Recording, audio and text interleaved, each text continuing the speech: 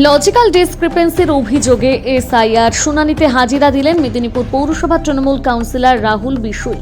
মঙ্গলবার মেদিনীপুর জেলা শাসকের কার্যালয়ে অবস্থিত এসআইআর শুনানি কেন্দ্রে তাকে হাজিরা দেওয়ার নির্দেশ দেওয়া হয়। প্রাপ্ত নোটিশ অনুযায়ী বাবার নাম সংক্রান্ত তথ্যে অসঙ্গতির কারণে তাকে শুনানিতে উপস্থিত থাকতে বলা হয়। নির্দেশ মেনে নির্দিষ্ট সময়ে শুনানি কেন্দ্রে হাজির হন মেদিনীপুর পৌরসভার এই তৃণমূল জনপ্রতিনিধি। শুনানি শেষে এসআইআর প্রক্রিয়া নিয়ে একাধিক প্রশ্ন তোলেন রাহুল বিশুই। তার বক্তব্য, একজন জনপ্রতিনিধি হিসেবে সমস্ত নথি ঠিকঠাক থাকা সত্ত্বেও কেন এই ধরনের নোটিশ পাঠানো হলো তা নিয়ে তিনি সংশয় প্রকাশ করেছেন। পাশাপাশি এসআইআর শুনানিতে পদ্ধতি, নোটিশ পাঠানোর ধরন এবং লজিক্যাল ডিসক্রিপেন্সির ব্যাখ্যা নিয়ে প্রশ্ন তোলেন তিনি। এই ঘটনা ঘিরে রাজনৈতিক মহলে শুরু হয়েছে জল্পনা।